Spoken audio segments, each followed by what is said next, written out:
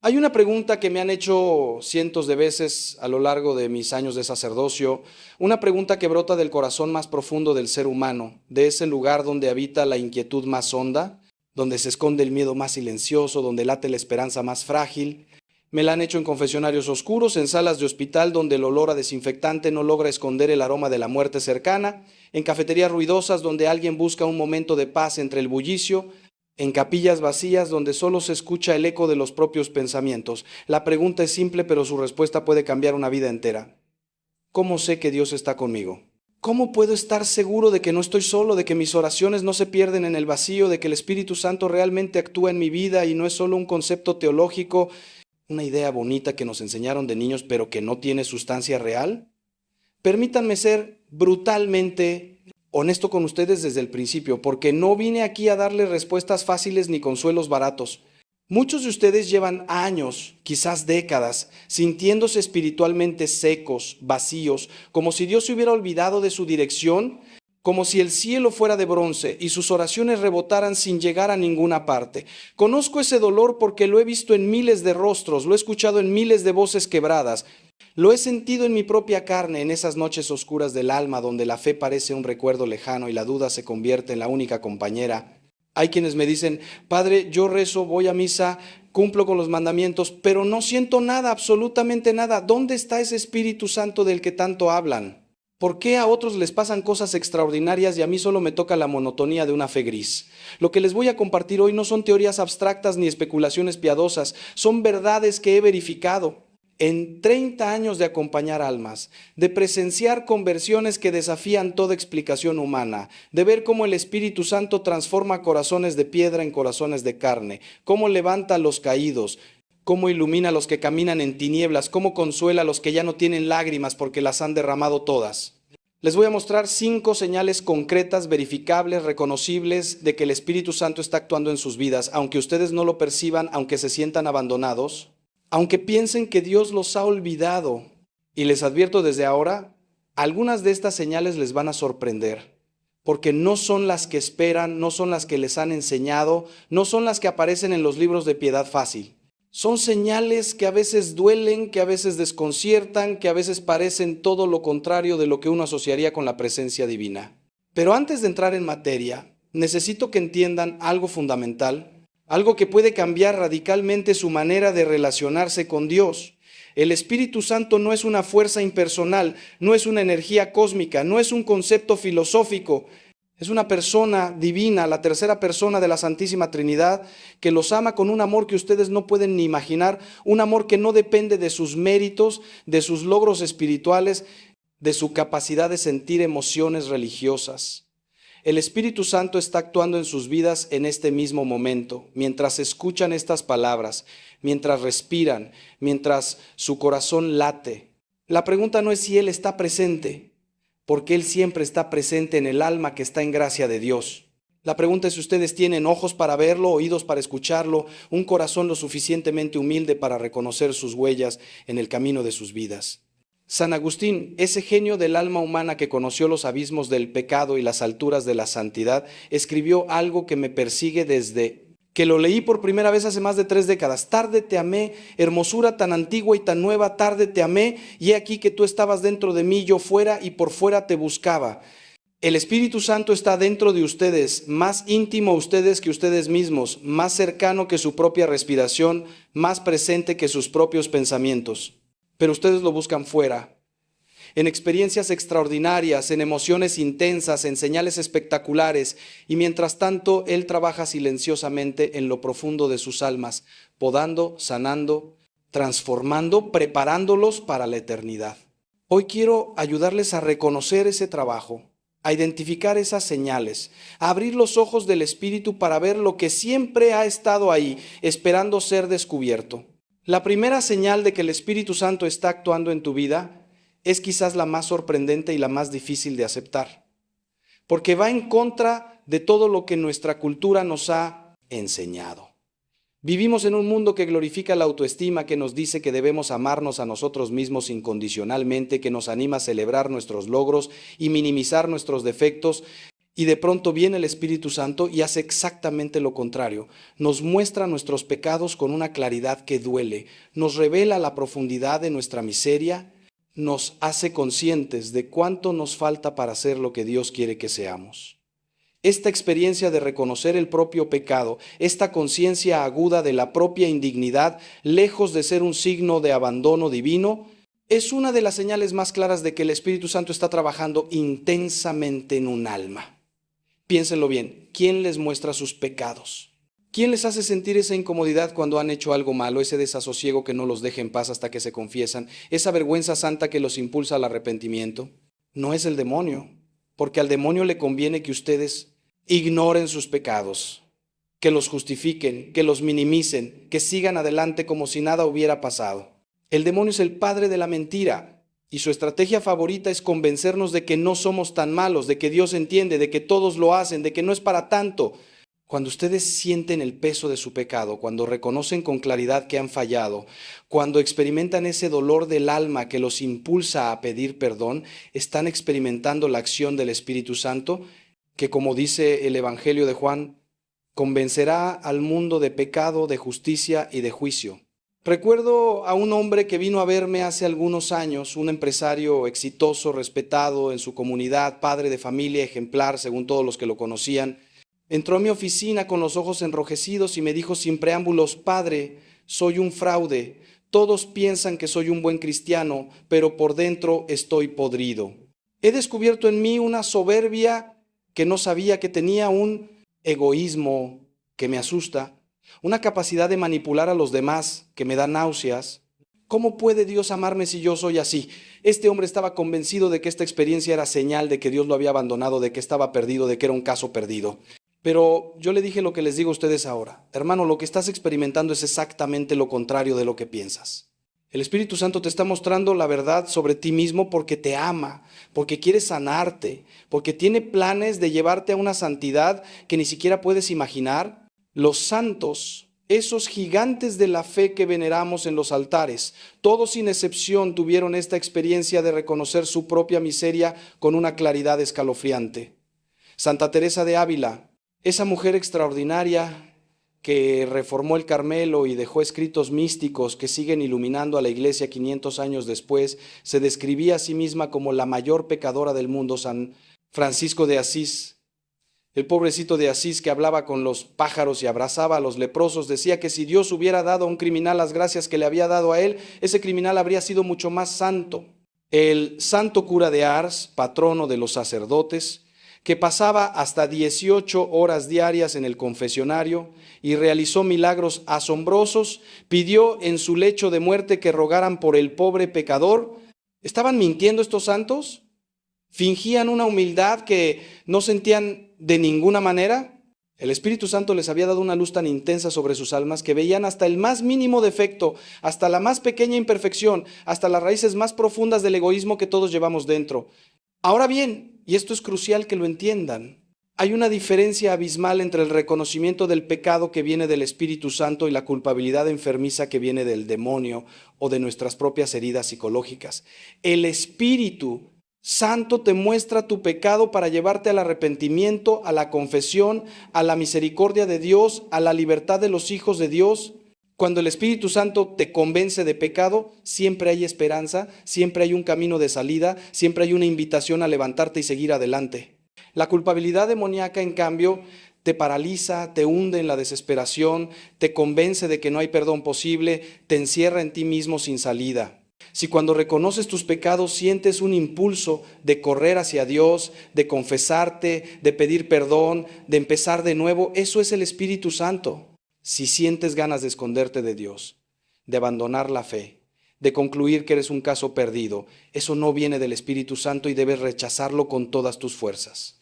La segunda señal de que el Espíritu Santo está actuando en tu vida es un deseo creciente de oración, una sed de Dios que no se sacia con nada de este mundo, una atracción hacia el silencio, hacia la intimidad con el Creador, hacia esos momentos de encuentro personal donde el alma se desnuda ante su Señor.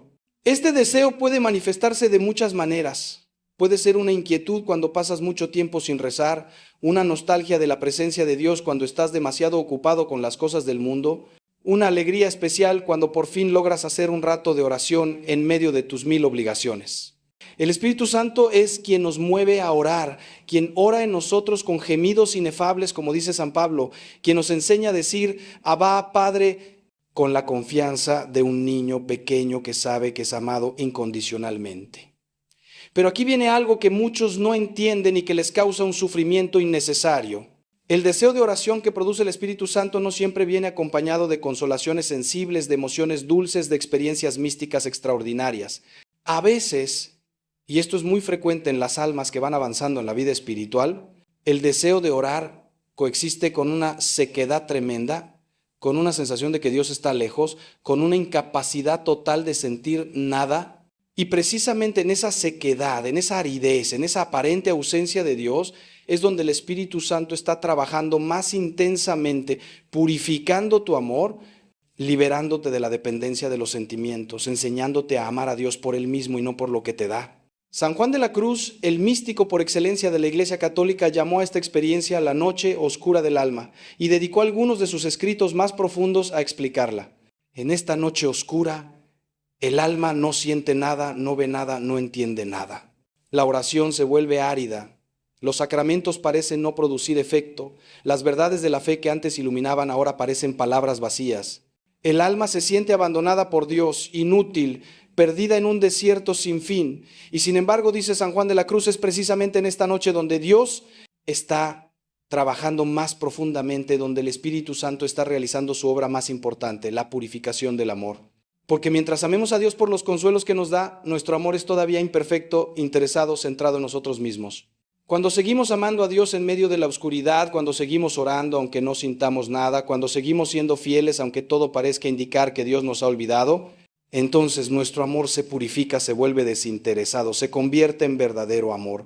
Conozco una mujer religiosa, contemplativa, de clausura, que lleva más de 20 años en esta noche oscura, más de 20 años sin sentir consolación en la oración, sin experimentar la presencia de Dios de manera sensible, sin tener ni una sola de esas experiencias místicas que uno asocia con la vida contemplativa. Y sin embargo, todos los días se levanta a las 4 de la mañana para el primer rezo del oficio divino, pasa horas ante el Santísimo Sacramento, cumple fielmente con todas sus obligaciones religiosas, irradia una paz y una alegría que asombran a quienes la conocen. Cuando le pregunté cómo podía perseverar en medio de tanta sequedad, me respondió con una sonrisa que nunca olvidaré: Padre, si Dios me quitara esta noche, tendría miedo de que mi amor por Él fuera falso. En la oscuridad, sé que lo amo a Él y no a sus regalos. Esta mujer, que según los criterios del mundo no ha tenido ninguna experiencia espiritual significativa en 2 décadas, está más cerca de Dios que muchos que andan buscando apariciones, profecías y fenómenos extraordinarios. Así que si ustedes tienen deseo de orar, aunque la oración sea difícil, aunque no sientan nada, aunque les parezca que están perdiendo el tiempo, sepan que ese deseo es obra del Espíritu Santo. Nadie desea a Dios si Dios no lo atrae primero. Nadie busca a Dios si Dios no sale primero a buscarlo. El simple hecho de que quieran orar, de que les duela no tener tiempo para la oración, de que sientan nostalgia de Dios cuando están lejos de Él, es una señal clarísima de que el Espíritu Santo está vivo y activo en sus almas.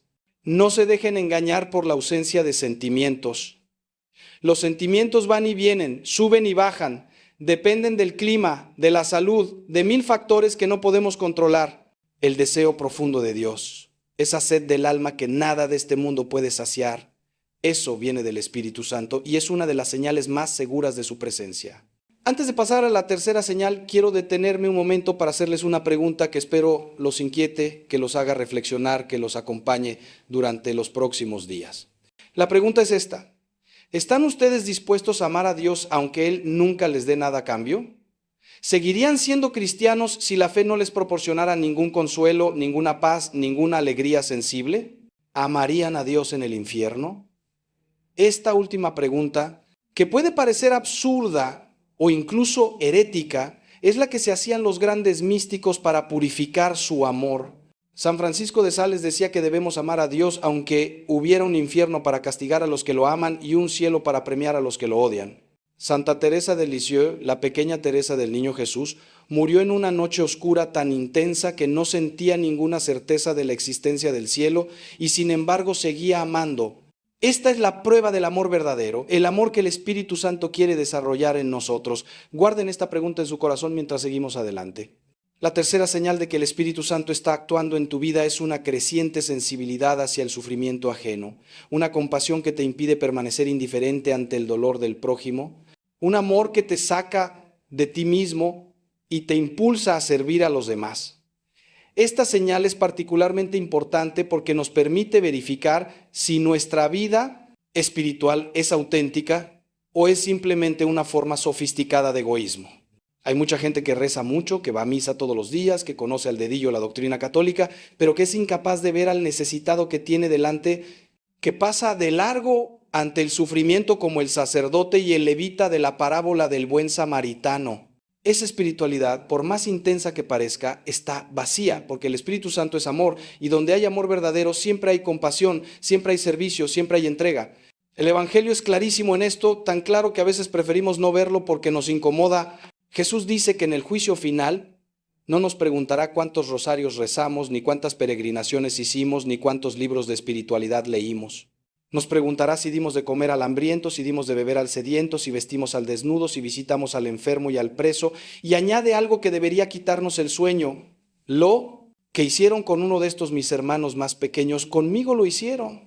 El prójimo necesitado es Cristo disfrazado, Cristo que nos sale al encuentro en los pobres, en los enfermos, en los ancianos abandonados, en los inmigrantes rechazados, en todos los que sufren. Si el Espíritu Santo está actuando en nosotros, nos dará ojos para ver a Cristo en ellos y un corazón capaz de servirlo en ellos.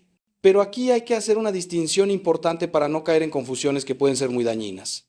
La compasión cristiana, la que viene del Espíritu Santo, no es lo mismo que el sentimentalismo blando que caracteriza nuestra cultura. La compasión cristiana es fuerte, es exigente, busca el verdadero bien de la persona, aunque eso implique decirle verdades incómodas o negarle lo que pide cuando lo que pide le hace daño. Jesús sentía compasión por las multitudes, pero esa compasión no le impedía llamar al arrepentimiento, denunciar el pecado, exigir conversión. La compasión cristiana no es complicidad con el mal ni tolerancia del error.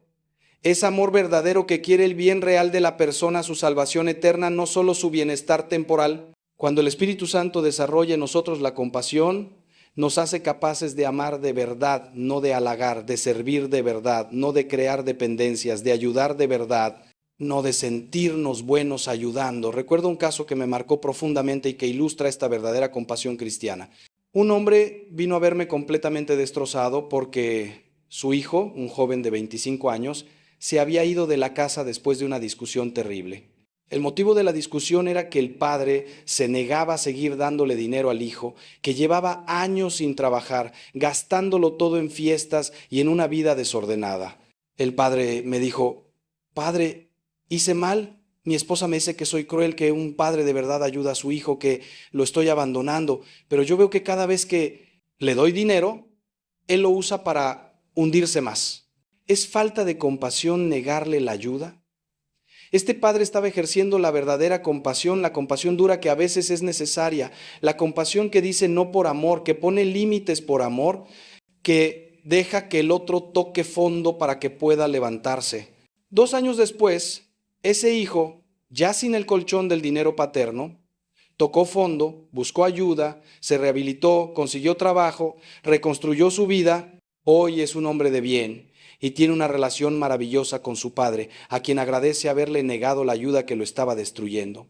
Si ustedes notan que son cada vez más sensibles al sufrimiento de los demás, que les cuesta permanecer indiferentes ante la injusticia, que sienten un impulso interior de hacer algo por los que sufren, sepan que eso es obra del Espíritu Santo, pero examinen también la calidad de esa compasión. ¿Es una compasión que busca el verdadero bien del otro o es un sentimentalismo que busca que me sienta bien ayudando? ¿Es una compasión que está dispuesta a exigir y a poner límites? ¿O es una complicidad cobarde que evita el conflicto? ¿Es una compasión que ve al otro como persona? ¿O es un asistencialismo que lo ve como objeto de mi caridad? El Espíritu Santo nos da la verdadera compasión, la de Cristo, la que ve en el otro un hermano por el que Cristo murió y quiere para él lo que Cristo quiere, su santificación, su plenitud, su felicidad eterna. La cuarta señal de que el Espíritu Santo está actuando en tu vida Es algo que puede parecer extraño a primera vista, pero que cuando lo entiendes se convierte en una fuente inmensa de paz y de confianza. La señal es esta: una creciente capacidad de aceptar tu propia debilidad, tus limitaciones, tus fracasos, sin caer en la desesperación ni en el desprecio de ti mismo. Esta aceptación no tiene nada que ver con la resignación fatalista ni con la mediocridad espiritual. Es algo mucho más profundo. Es reconocer que tu debilidad es el lugar donde la gracia de Dios actúa con más poder, que tus fracasos pueden convertirse en oportunidades de crecimiento, que tu pequeñez es precisamente lo que atrae la misericordia de Dios. San Pablo tuvo una experiencia que ilustra perfectamente esta señal. Él habla de un aguijón en la carne, una debilidad misteriosa que nunca especifica, que lo atormentaba y lo humillaba. 3 veces le pidió al Señor que se lo quitara, y la respuesta que recibió cambió su vida para siempre. Te basta mi gracia, porque mi poder se manifiesta en la debilidad. A partir de entonces, Pablo pudo decir algo que parece una locura. Me glorío en mis debilidades, para que habite en mí la fuerza de Cristo. Por eso me complazco en mis debilidades, en los oprobios, en las necesidades, en las persecuciones y en las angustias por Cristo, porque cuando soy débil, entonces soy fuerte. Esta es la paradoja cristiana por excelencia. La fuerza de Dios se manifiesta en nuestra debilidad, no a pesar de nuestra debilidad. Cuando el Espíritu Santo trabaja en un alma, le va enseñando esta verdad, le va dando esta capacidad de aceptar sus limitaciones sin amargura, confiando en que Dios escribe recto con renglones torcidos.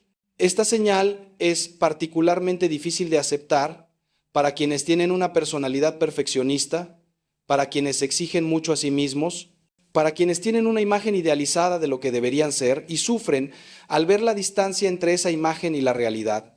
A estas personas les digo, el Espíritu Santo no quiere que seas perfecto, quiere que seas santo, que es algo muy diferente. La perfección es cosa de los fariseos, que se esforzaban por cumplir la ley al pie de la letra y despreciaban a los que no podían. La santidad es cosa de los pecadores que reconocen su miseria y se abandonan en la misericordia de Dios. Todos los santos fueron pecadores, todos tuvieron debilidades, todos fracasaron una y otra vez. Lo que los hizo santos no fue su perfección, sino su capacidad de levantarse después de cada caída, de volver a empezar después de cada fracaso, de confiar en Dios más que en sí mismos. Conozco a un sacerdote que luchó durante años contra un pecado recurrente, una debilidad que lo humillaba y lo hacía dudar de su vocación. Cada vez que caía, se hundía en un pozo de vergüenza y autocompasión que le impedía acercarse a Dios. Un día, después de una caída particularmente dolorosa, tuvo una experiencia de oración que transformó su vida. Sintió que el Señor le decía: ¿cuántas veces has caído en esto? 100, 200, 1000, y cada vez has vuelto a mí. ¿No te das cuenta de que eso es lo que me importa? No tu debilidad, sino tu perseverancia. No tus caídas, sino tu capacidad de levantarte. Deja de mirarte a ti mismo y mírame a mí. A partir de ese día, este sacerdote pudo aceptar su debilidad sin dejar de luchar contra ella. Pudo caer sin hundirse. Pudo levantarse más rápido porque ya no perdía tiempo en autocompasión. Su debilidad sigue ahí, pero ya no lo define. Lo que lo define es la misericordia de Dios que lo sostiene a pesar de todo. Si ustedes están aprendiendo a aceptar sus debilidades, si ya no se destruyen interiormente cada vez que fracasan, si pueden mirarse en el espejo con realismo pero sin desprecio, si confían más en la gracia de Dios que en sus propios esfuerzos, sepan que el Espíritu Santo está trabajando en ustedes. Esta aceptación no es permiso para pecar ni excusa para la mediocridad. Sigue luchando contra tus defectos, sigue esforzándote por crecer, sigue aspirando a la santidad. Pero hazlo con paz, sin angustia, sin desesperación, sabiendo que Dios te ama ahora tal como eres con todas tus miserias. No te ama porque seas bueno, eres bueno porque Él te ama. No te ama porque lo merezcas. Su amor es pura gratuidad, puro regalo, pura misericordia. El Espíritu Santo quiere que lo entiendas, que lo que Él pura vivas, que descanses en esta verdad que es el corazón mismo del Evangelio. Quiero hacer una pausa aquí para preguntarles algo que puede cambiar su manera de vivir la fe. La pregunta es esta: ¿cuál es la debilidad que más te avergüenza? La que más te cuesta aceptar, la que más te humilla ante tus propios ojos. Quizás es un pecado que no logras superar, una limitación de carácter, un fracaso profesional o familiar, una herida del pasado que sigue sangrando.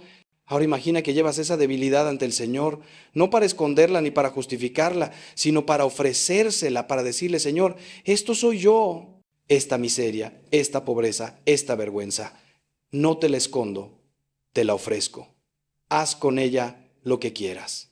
Cuando puedas hacer esa oración sinceramente, habrás dado un paso gigantesco en la vida espiritual, porque habrás descubierto que tu debilidad, lejos de ser un obstáculo para la gracia, es precisamente el lugar donde la gracia quiere actuar. Guarda esta reflexión, vuelve a ella en tu oración y verás cómo el Espíritu Santo transforma tu manera de verte a ti mismo y de ver a Dios. La quinta y última señal de que el Espíritu Santo está actuando en tu vida es quizás la más importante de todas, la que resume y corona a todas las demás. Es la señal del amor, pero no cualquier amor, no el amor fácil, no el amor que se siente, no el amor que se agota cuando las cosas se ponen difíciles.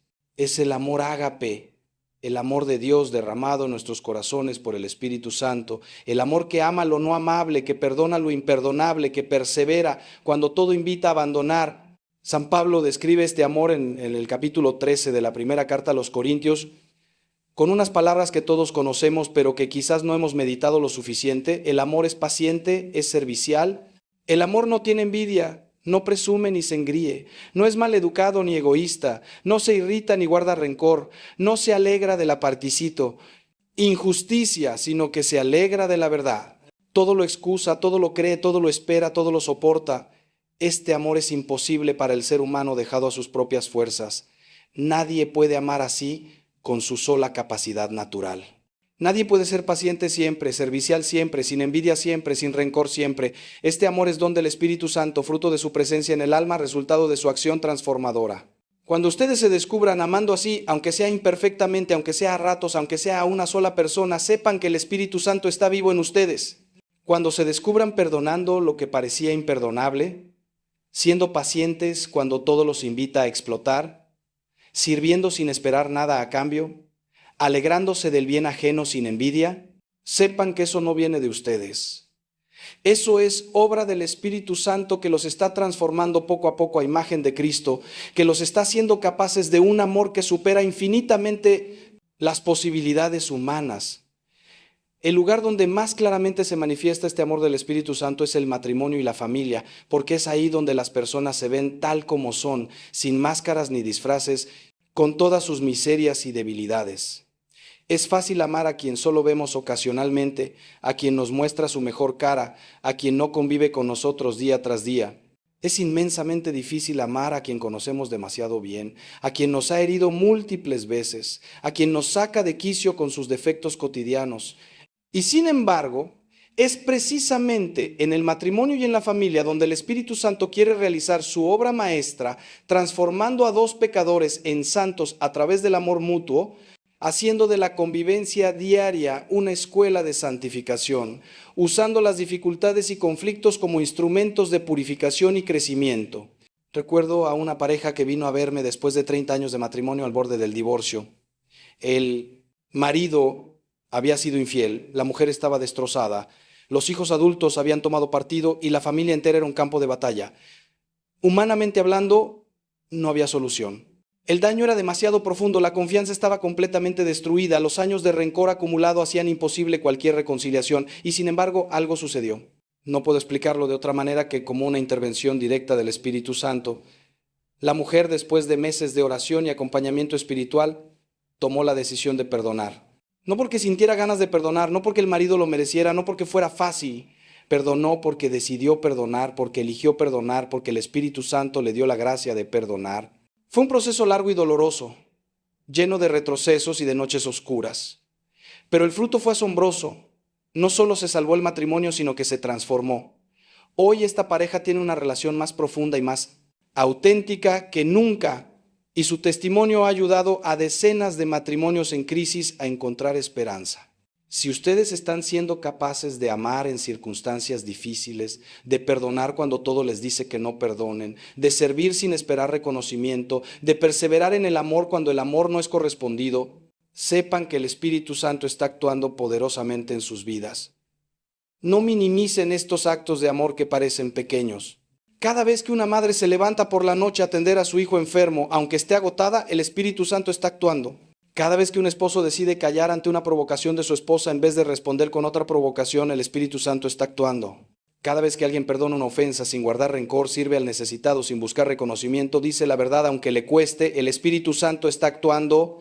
Estos son los milagros cotidianos del amor, mucho más importantes que cualquier fenómeno extraordinario, mucho más significativos que cualquier experiencia mística espectacular. Llegamos ahora a un punto crucial de nuestra reflexión y necesito que presten mucha atención porque lo que voy a decirles puede liberarlos de una de las trampas más peligrosas de la vida espiritual. La trampa es esta: juzgar la presencia del Espíritu Santo por las emociones, por los sentimientos, por las experiencias sensibles. Muchos cristianos piensan que si no sienten nada en la oración, si no experimentan consolaciones, si no tienen visiones ni locuciones interiores ni experiencias místicas extraordinarias, entonces el Espíritu Santo no está actuando en ellos. Esto es completamente falso y tremendamente dañino, porque lleva a la gente a una búsqueda ansiosa de experiencias que puede terminar en el engaño, en el fanatismo o en el abandono de la fe cuando las experiencias no llegan. Las 5 señales que les he compartido hoy no dependen de emociones ni de experiencias sensibles. El reconocimiento del propio pecado, el deseo de oración, la compasión hacia los demás, la aceptación de la propia debilidad, el amor ágape. Ninguna de estas señales requiere que sientas algo especial. Puedes experimentarlas todas en medio de la más completa sequedad espiritual, sin ningún sentimiento de la presencia de Dios. De hecho, como les expliqué antes, frecuentemente el Espíritu Santo actúa con más intensidad precisamente cuando no sentimos nada, porque es entonces cuando nuestro amor se purifica, cuando dejamos de buscar a Dios por sus regalos y empezamos a buscarlo por Él mismo. Santa Teresa de Ávila, que tuvo experiencias místicas extraordinarias, éxtasis, visiones, locuciones, levitaciones, fue muy clara en advertir que estas experiencias no son señal segura de santidad ni de la presencia del Espíritu Santo.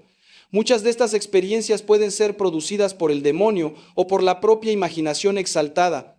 Lo que sí es señal segura, decía la santa, son las virtudes: la humildad, la obediencia, la caridad, la paciencia. Estas no pueden ser falsificadas por el demonio ni producidas por la imaginación. Cuando alguien crece en virtudes, aunque no tenga ninguna experiencia extraordinaria, aunque su oración sea seca como un desierto, puedes estar seguro de que el Espíritu Santo está trabajando en esa alma. Cuando alguien tiene muchas experiencias extraordinarias pero no crece en virtudes, hay motivos serios para sospechar que esas experiencias no vienen de Dios. Por eso les digo a todos los que se sienten espiritualmente secos, aburridos, sin ninguna experiencia de Dios, no se dejen engañar por las apariencias. Si ustedes están luchando por ser buenos cristianos, si se esfuerzan por cumplir los mandamientos, si tratan de amar a Dios y al prójimo aunque no sientan nada, si perseveran en la oración aunque les parezca una pérdida de tiempo, el Espíritu Santo está actuando poderosamente en ustedes. Quizás más poderosamente que en aquellos que tienen experiencias extraordinarias, pero cuya vida no muestra frutos de conversión. El Espíritu Santo es discreto, silencioso, respetuoso de nuestra libertad. No suele actuar con truenos y relámpagos, sino con la suavidad de la brisa, como se le manifestó al profeta Elías. No esperen fuegos artificiales. Busquen los frutos, las virtudes, las señales concretas que les he explicado hoy. Dicho esto, quiero ahora profundizar en cada una de las señales para que las puedan reconocer mejor en sus propias vidas y para responder a algunas preguntas y objeciones que seguramente les habrán surgido mientras me escuchaban. Comenzaré por la primera señal, el reconocimiento del propio pecado, porque creo que es la que más malentendidos genera y la que más puede ayudarles si la entienden bien. Una de las objeciones más comunes que recibo cuando hablo de esta señal es la siguiente: Padre, si reconocer el propio pecado es señal del Espíritu Santo, ¿significa eso que los ateos o los que no creen en Dios no pueden reconocer sus pecados? La respuesta es que el Espíritu Santo actúa en todas las personas de buena voluntad, aunque no lo sepan, aunque no crean en Él, aunque ni siquiera crean en Dios. El Concilio Vaticano II enseña que la gracia actúa de modos misteriosos incluso en aquellos que no conocen a Cristo ni a la Iglesia. Cuando un ateo siente remordimiento por haber hecho algo malo, cuando reconoce su injusticia y decide enmendarse, el Espíritu Santo está actuando en él, aunque él lo atribuya a su conciencia moral o a su formación ética. El Espíritu Santo no está limitado por nuestras categorías ni por nuestras etiquetas religiosas. Sopla donde quiere, como dijo Jesús a Nicodemo, y nadie sabe de dónde viene ni a dónde va. Ahora bien, hay una diferencia importante entre el reconocimiento del pecado que tiene un no creyente y el que tiene un cristiano maduro. El no creyente reconoce que ha hecho algo malo según un código moral, pero no necesariamente lo ve como una ofensa a Dios, como una ruptura de la relación con el Padre que lo ama. El cristiano maduro, en cambio, ve su pecado no solo como una falta moral, sino como una herida infligida al amor de Dios, como un rechazo de la gracia, como una traición a aquel que dio su vida por él. Esta visión del pecado, lejos de generar una culpabilidad enfermiza, genera un arrepentimiento amoroso, un dolor del alma que brota del amor y que impulsa a correr hacia la misericordia de Dios. Es la diferencia entre Judas y Pedro. Ambos traicionaron a Jesús, pero Judas se hundió en la desesperación porque no creyó en el perdón, mientras que Pedro lloró amargamente y corrió hacia el Señor resucitado para ser perdonado y restaurado. Otra objeción frecuente es esta: Padre, yo sí reconozco mis pecados, pero siempre caigo en los mismos. ¿No debería el Espíritu Santo darme la fuerza para superar mis debilidades de una vez por todas? Esta objeción refleja una expectativa poco realista de la vida espiritual y un desconocimiento de cómo actúa el Espíritu Santo. La conversión no es un evento puntual, sino un proceso que dura toda la vida. Los santos más grandes lucharon contra defectos y tentaciones hasta el último día de sus vidas. San Jerónimo, ese doctor de la Iglesia que tradujo la Biblia al latín, luchó contra su temperamento iracundo durante toda su vida y murió sin haberlo dominado completamente. Santo Tomás Moro, el gran mártir inglés, confesaba regularmente su vanidad y su apego al reconocimiento social. Santa Teresita de Lisieux, a quien la Iglesia ha declarado doctora, reconocía en sí misma imperfecciones que no había logrado superar. El Espíritu Santo no suele actuar quitándonos nuestras debilidades de un plumazo, por varias razones que conviene entender. Primero, porque nuestras debilidades nos mantienen humildes, conscientes de nuestra necesidad de Dios, alejados de la soberbia espiritual, que es la más peligrosa de todas las soberbias. Segundo, porque la lucha contra nuestros defectos fortalece nuestra voluntad, desarrolla nuestras virtudes, nos hace crecer como personas. Tercero, porque nuestras caídas y nuestros fracasos nos hacen misericordiosos con los demás, nos impiden juzgar, nos dan credibilidad cuando intentamos ayudar a otros que luchan con las mismas debilidades. Así que no te desanimes si caes una y otra vez en los mismos pecados. Lo importante no es no caer, sino levantarte cada vez, ir a confesarte, volver a empezar con humildad y confianza. El Espíritu Santo está contigo en cada caída y en cada levantada y está usando todo, incluso tus pecados, para hacerte santo. Una última aclaración sobre esta primera señal. El reconocimiento del propio pecado del que hablo no es una introspección obsesiva ni un examen de conciencia escrupuloso que te paraliza y te llena de ansiedad. Hay personas, especialmente las que tienen tendencia al escrúpulo, que se pasan la vida examinándose, buscando pecados debajo de cada piedra, atormentándose con dudas sobre si se confesaron bien, si tuvieron suficiente arrepentimiento, si olvidaron algún pecado. Esto no es obra del Espíritu Santo, sino del demonio, que usa el escrúpulo para apartar a las almas de la paz de Dios y sumirlas en una ansiedad estéril. El reconocimiento del pecado que viene del Espíritu Santo es sereno, realista, orientado a la acción. Te muestra tu pecado con claridad, pero sin exagerarlo. Te impulsa al arrepentimiento, pero sin desesperarte. Te lleva a la confesión, pero sin obsesionarte. Si tu examen de conciencia te deja angustiado y sin paz, algo está mal. Busca un director espiritual prudente que te ayude a distinguir entre la verdadera conciencia del pecado y el escrúpulo enfermizo.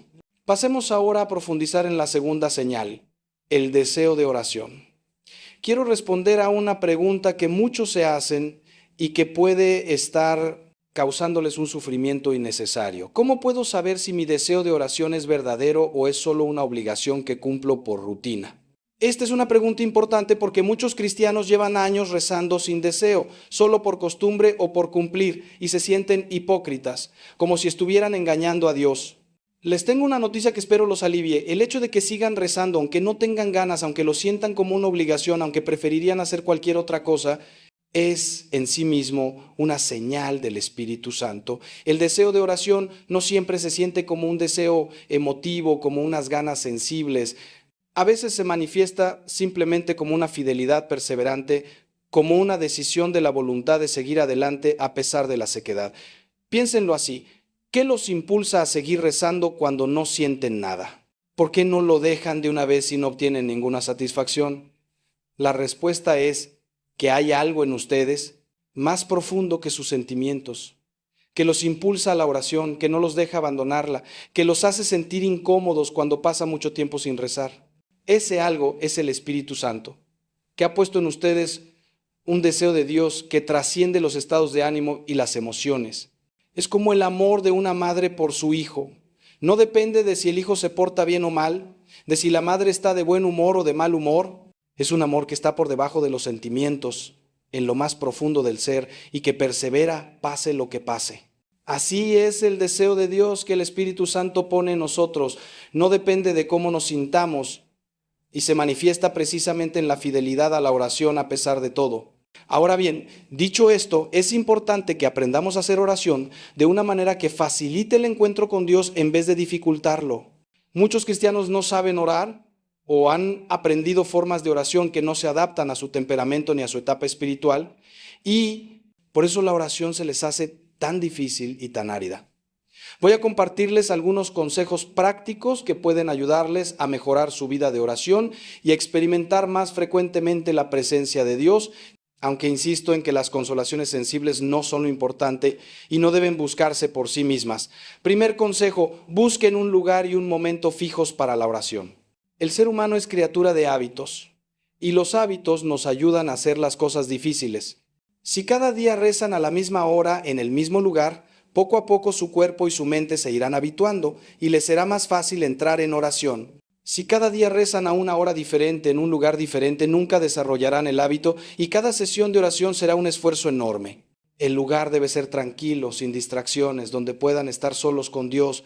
Puede ser una capilla, un rincón de su casa, un parque temprano en la mañana. El momento debe ser cuando estén lo más despiertos y lúcidos posible, no al final del día cuando están agotados y se van a dormir rezando. Segundo consejo: comiencen siempre la oración con un acto de fe en la presencia de Dios. Antes de decir nada, antes de pedir nada, antes de leer nada, deténganse un momento y recuerden con quién están. Dios está aquí, ahora, más presente que el aire que respiran, mirándolos con amor infinito, esperando que le hablen. Este acto de fe es fundamental porque nos saca de nuestra distracción habitual y nos pone en la presencia de Dios. Santa Teresa de Ávila decía que muchos problemas en la oración vienen de que no entendemos con quién hablamos. Si realmente creyéramos que estamos ante el Creador del universo, ante aquel que nos conoce mejor que nosotros mismos, ante aquel que nos ama hasta la locura de morir en una cruz, nuestra oración sería completamente diferente. Tercer consejo: no se preocupen demasiado por el método. Hay muchos métodos de oración y todos pueden ser buenos para algunas personas en algunas etapas de su vida espiritual. Está el rosario, la lección divina, la oración de contemplación, la oración de examen, la oración carismática y muchos más. Lo importante no es el método, sino el encuentro con Dios. Si un método les ayuda a encontrarse con Dios, úsenlo. Si no les ayuda, prueben otro. No hay un método que sea el mejor para todos. Cada uno tiene que descubrir el suyo propio y puede cambiar a lo largo de la vida. Lo que sí es importante es que la oración no sea solo vocal, solo palabras que se dicen, sino que incluya momentos de silencio, de escucha, de simple estar ante Dios sin decir nada. En estos momentos de silencio es donde suele actuar más profundamente el Espíritu Santo. Cuarto consejo: sean honestos con Dios en la oración. Díganle lo que realmente piensan y sienten, no lo que creen que deberían pensar y sentir. Si están enojados con Él, díganlo. Si tienen dudas, díganlas. Si están tristes, aburridos, confundidos, díganlo.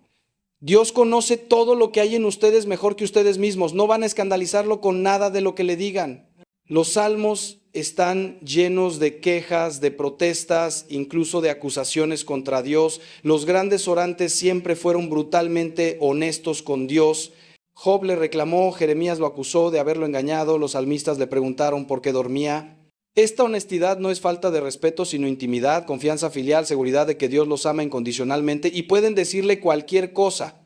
Quinto consejo, terminen siempre la oración con algún propósito concreto.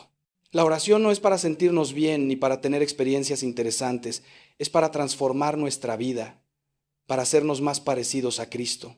Cada sesión de oración debería terminar con algún propósito concreto, por pequeño que sea. Hoy voy a ser paciente con mi esposa en tal situación. Hoy voy a evitar ese pecado que me acosa. Hoy voy a hacer tal obra de caridad. Si la oración no produce frutos concretos en la vida, algo está mal. No tiene que ser nada espectacular. Pueden ser cosas muy pequeñas, pero la oración siempre debe llevar a la acción, al cambio, al crecimiento. Antes de seguir adelante, déjenme hacerles otra pregunta para la reflexión. Una pregunta que espero los ayude a examinar la calidad de su oración. La pregunta es esta: ¿cuánto tiempo de tu oración dedicas a hablar y cuánto a escuchar? La mayoría de los cristianos cuando rezan hablan todo el tiempo, piden cosas, dicen oraciones, recitan devociones, pero casi nunca escuchan. Se les olvida que la oración es un diálogo, no un monólogo. Y en todo diálogo la parte más importante es escuchar. ¿Cómo quieren que Dios les hable si nunca le dan la oportunidad? Prueben a hacer esto. En su próxima oración, después de decirle a Dios lo que quieran decirle, quédense en silencio 5 minutos. Solo en silencio, sin decir nada, sin pensar. En nada en particular. Simplemente abiertos a lo que Dios quiera comunicarles. Probablemente no escuchen nada, al menos al principio, pero con la práctica irán desarrollando esa capacidad de escucha interior, de atención a las mociones del Espíritu Santo, que es lo más importante de la vida de oración. Pasemos ahora a profundizar en la tercera señal, la compasión hacia el sufrimiento ajeno. Quiero abordar un problema que afecta a muchos cristianos y que puede impedirnos reconocer esta señal del Espíritu Santo. El problema del agotamiento compasivo, de la fatiga de la caridad.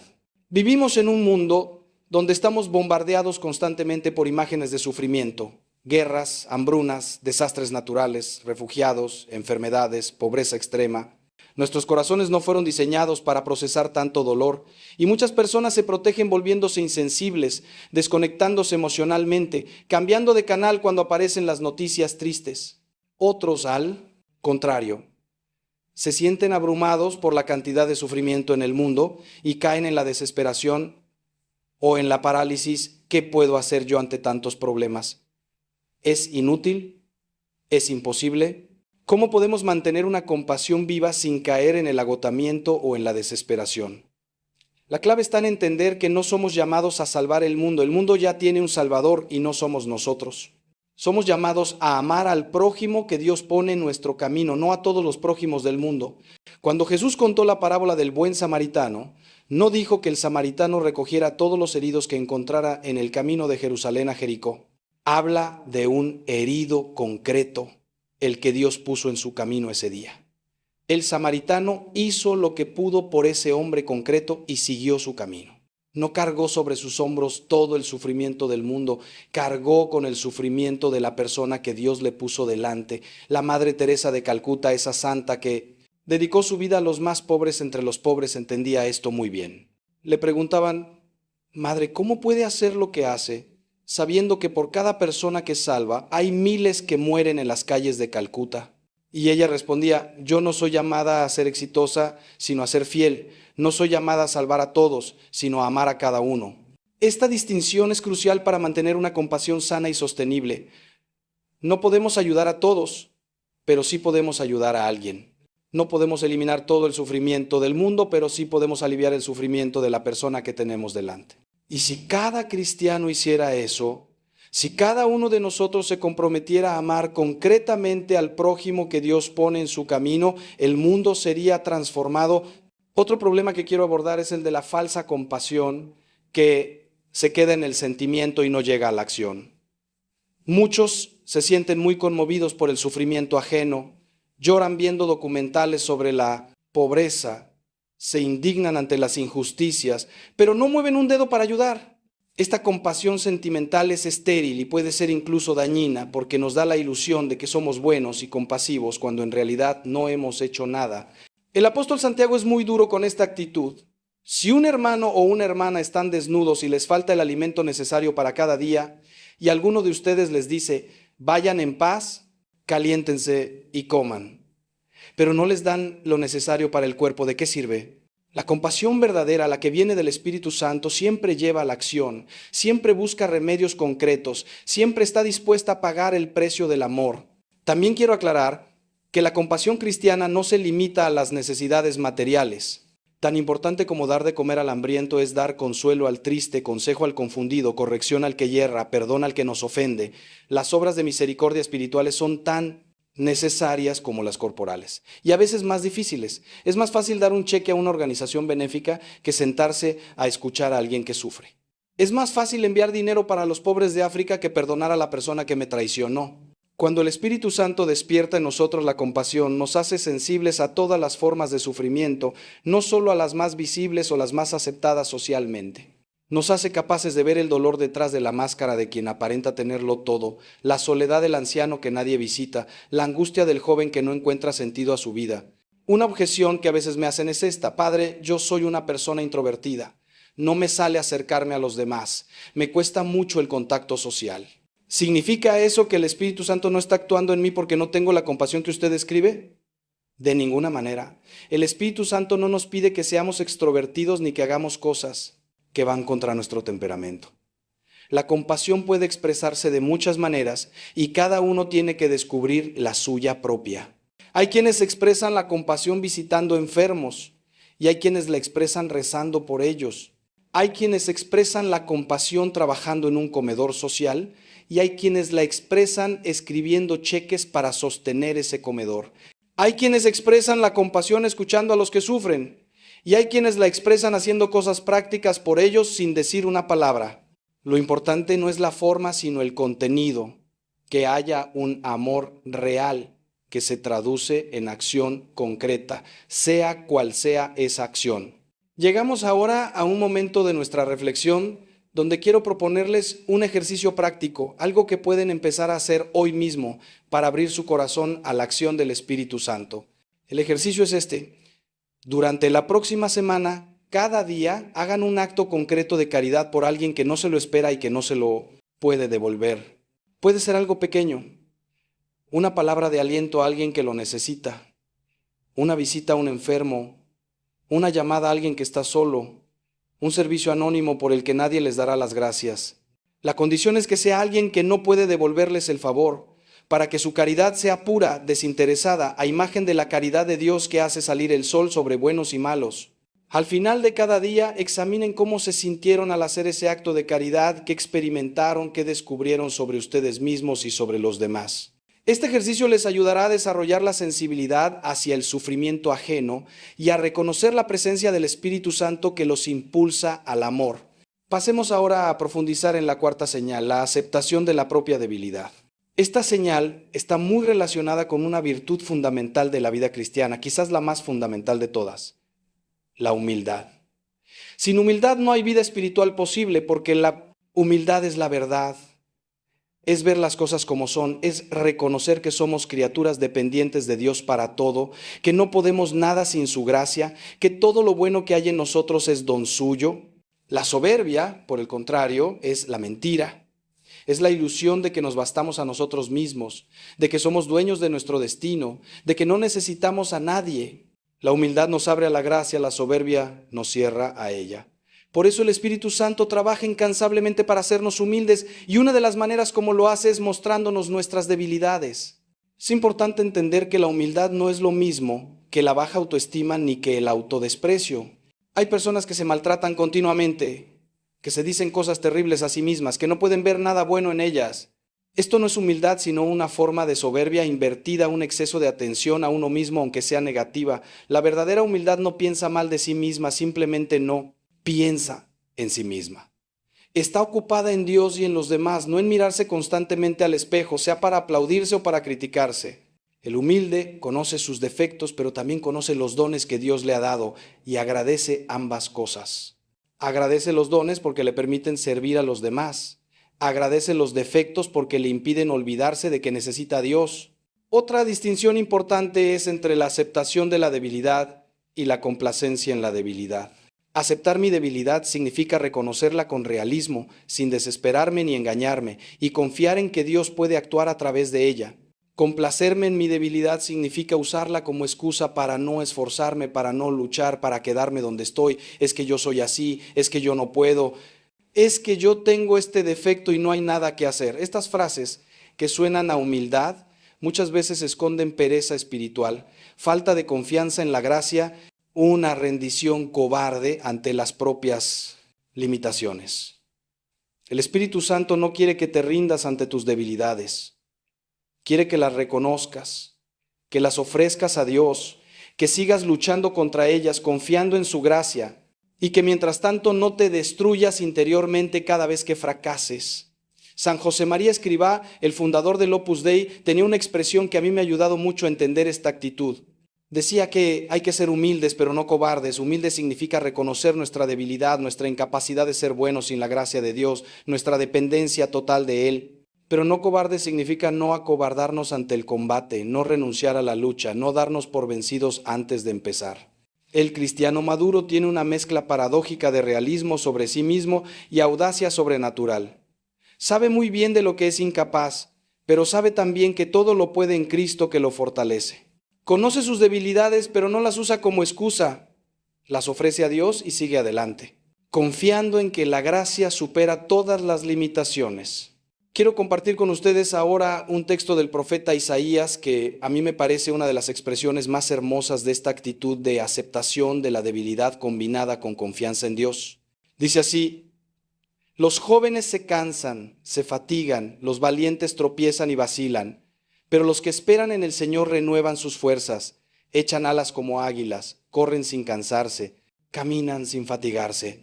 Noten que no dice que los que esperan en el Señor no se cansan ni tropiezan, dice que renuevan sus fuerzas, lo cual presupone que se han agotado. El cristiano también se agota, también se cansa, también tropieza y cae. La diferencia es que tiene una fuente de renovación, una fuerza que no es suya, un poder que actúa precisamente cuando las fuerzas propias se acaban. Esta es la gracia del Espíritu Santo que viene en nuestra ayuda cuando hemos llegado al límite de nuestras capacidades. La quinta señal, el amor, ágape, es la culminación de todas las demás. Y sobre ella quiero reflexionar ahora con especial detenimiento porque es la esencia misma de la vida cristiana. Jesús no nos dejó como mandamiento principal que oráramos mucho, ni que fuéramos a misa todos los días, ni que conociéramos perfectamente la doctrina. Nos dejó como mandamiento principal que nos amáramos los unos a los otros como Él nos ha amado. Este amor es el distintivo del cristiano, la señal por la que el mundo nos reconocerá, la prueba de que hemos pasado de la muerte a la vida. Y este amor, como he dicho, no es un sentimiento que va y viene, sino una decisión de la voluntad que permanece firme, aunque los sentimientos se apaguen, un compromiso de buscar el bien del otro, aunque el otro no lo merezca, una determinación de perdonar, aunque no haya ganas de perdonar. El modelo de este amor es Jesús mismo, y contemplar cómo amó Él nos enseña cómo debemos amar nosotros. Jesús amó a sus discípulos cuando eran cobardes, interesados, ambiciosos, lentos para entender. Amó a Pedro cuando lo estaba negando. Amó a Judas cuando lo estaba traicionando y lo llamó amigo en el momento mismo de la traición.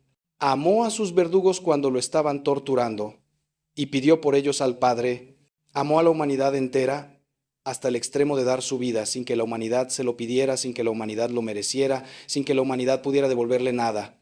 Este amor incondicional, gratuito, hasta la muerte, es el amor que el Espíritu Santo quiere desarrollar en nosotros y el que nos irá capacitando para amar a lo largo de toda la vida. Pero seamos realistas, este amor es imposible para nosotros. Nadie puede amar así con sus propias fuerzas. Nadie puede amar al enemigo, perdonar al que le ha hecho daño grave, ser paciente siempre, no guardar rencor nunca. Es demasiado para la naturaleza humana. Y aquí viene precisamente el papel del Espíritu Santo.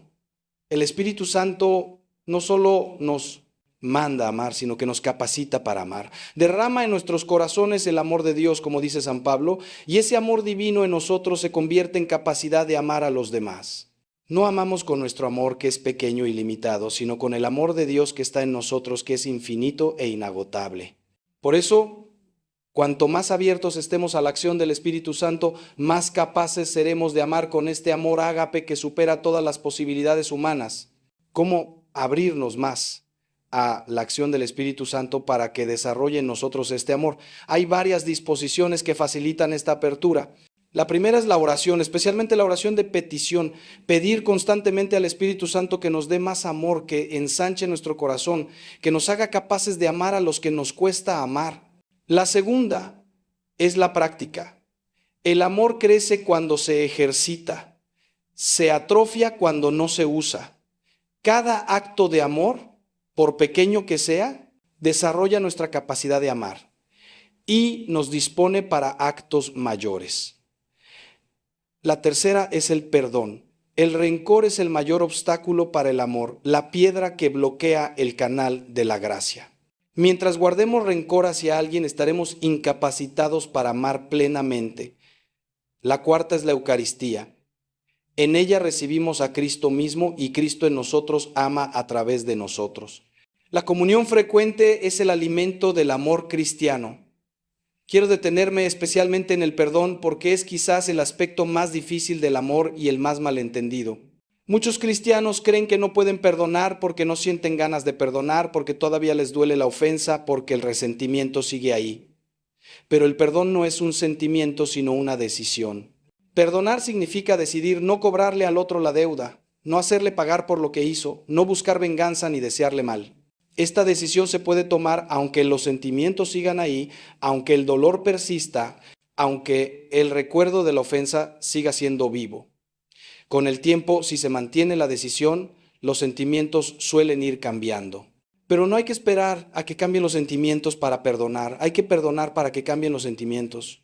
También hay que entender que el perdón no significa olvidar ni minimizar la ofensa, ni reconciliarse necesariamente con el ofensor.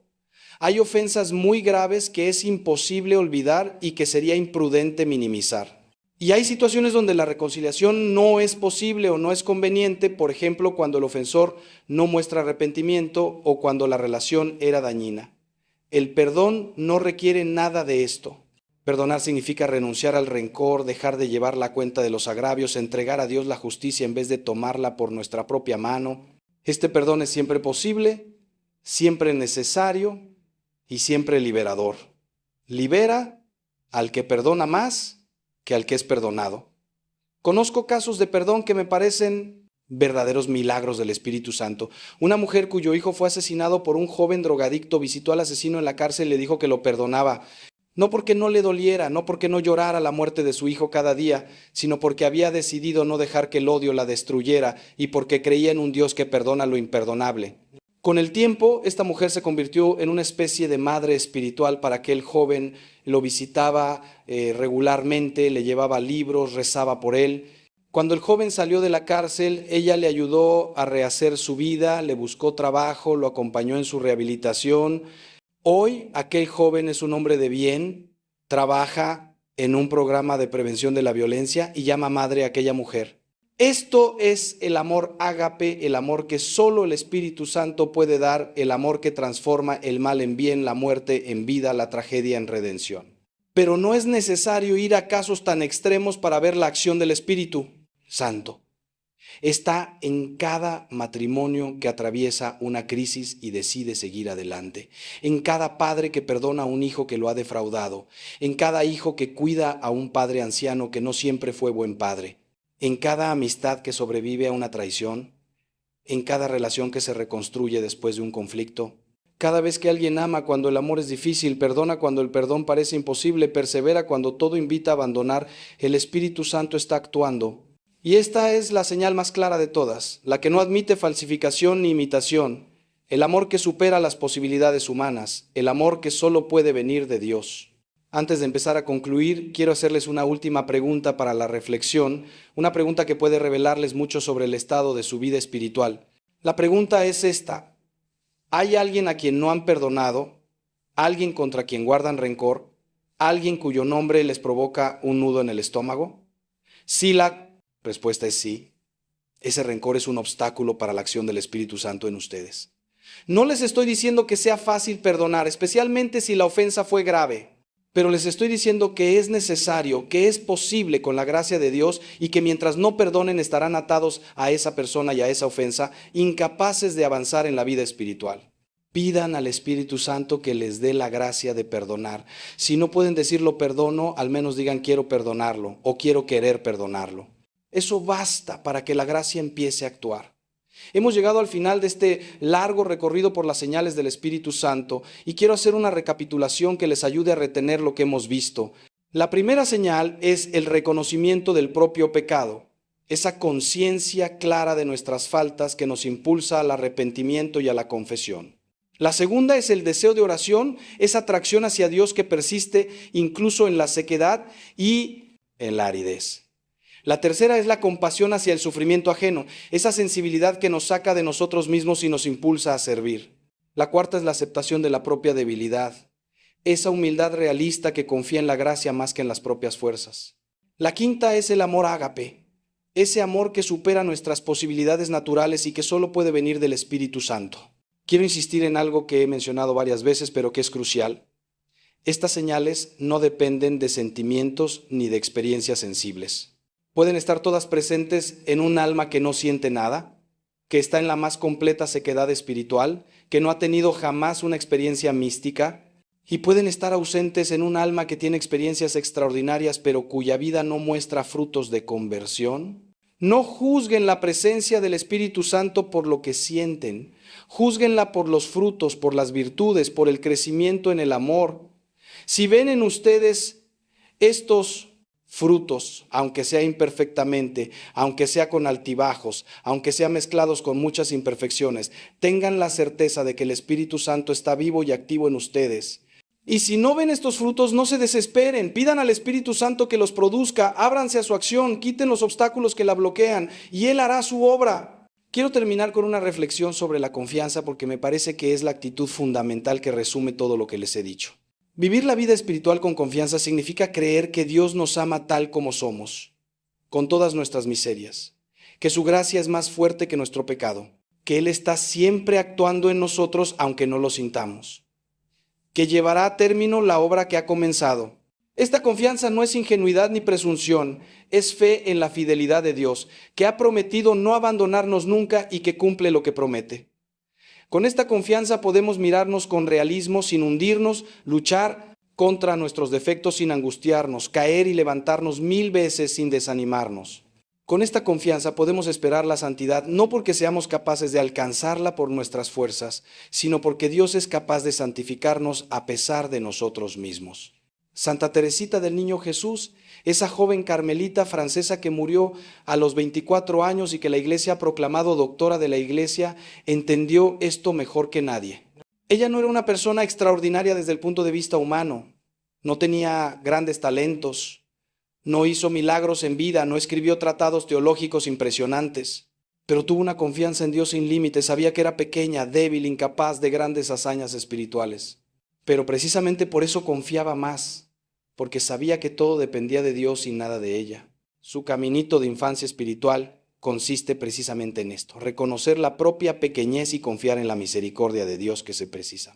Encargará de todo. Este caminito está al alcance de todos, porque no requiere grandes capacidades ni grandes esfuerzos, solo mucha confianza y mucho amor. Apliquemos esto a las 5 señales que hemos visto. Si reconoces tu pecado, no te hundas en la desesperación. Confía en la misericordia de Dios que perdona siempre a quien se arrepiente. Si deseas orar pero no sientes nada, no abandones la oración. Confía en que Dios recibe tu esfuerzo y trabaja en lo oculto. Si sientes compasión pero te parece que no puedes hacer nada significativo, confía en que tus pequeños actos de amor tienen un valor infinito a los ojos de Dios. Si reconoces tu debilidad y te desanimas, confía en que la gracia de Dios actúa precisamente en esa debilidad. Si luchas por amar y fracasas una y otra vez, confía en que el Espíritu Santo irá transformando tu corazón poco a poco. La confianza no quita la lucha ni el esfuerzo, pero lo sitúa en su justo lugar, que es secundario, el protagonista de tú. Vida espiritual no eres tú, sino Dios. Y si confías en Él, Él hará maravillas en ti. Mis queridos hermanos, ha sido una gracia para mí compartir con ustedes estas reflexiones sobre la acción del Espíritu Santo en nuestras vidas.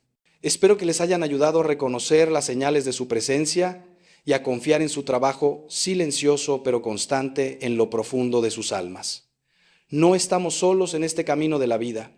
El Espíritu Santo está con nosotros, en nosotros, actuando incansablemente para transformarnos a imagen de Cristo y prepararnos para la eternidad. Que esta certeza les dé paz en medio de las dificultades, esperanza en medio de la oscuridad y alegría en medio del sufrimiento. Antes de despedirme les pido que hagan 3 cosas. Primero, que dediquen un tiempo esta semana a examinar su vida a la luz de las 5 señales que hemos visto, no para angustiarse, sino para agradecer la acción de Dios y para identificar dónde necesitan abrirse más a ella. Segundo, que compartan este mensaje con alguien que crean que puede beneficiarse de él, un familiar, un amigo, alguien que esté pasando por dificultades espirituales. La fe se fortalece cuando se comparte y el bien se multiplica cuando se difunde. Tercero, que se suscriban a este canal si no lo han hecho, para seguir recibiendo contenido que les ayude a crecer en su vida espiritual y a profundizar en su fe. Aquí encontrarán reflexiones, enseñanzas, testimonios que pueden ser un apoyo importante en su camino hacia Dios. Les doy mi bendición sacerdotal. Que el Espíritu Santo los ilumine, los guíe, los fortalezca y los llene de sus dones. Que la Virgen María, esposa del Espíritu Santo, los cubra con su manto maternal y los lleve siempre hacia su Hijo Jesús. Y que Dios Todopoderoso, Padre, Hijo y Espíritu Santo, derrame sobre ustedes y sus familias sus más abundantes bendiciones. Un abrazo fraterno y hasta pronto.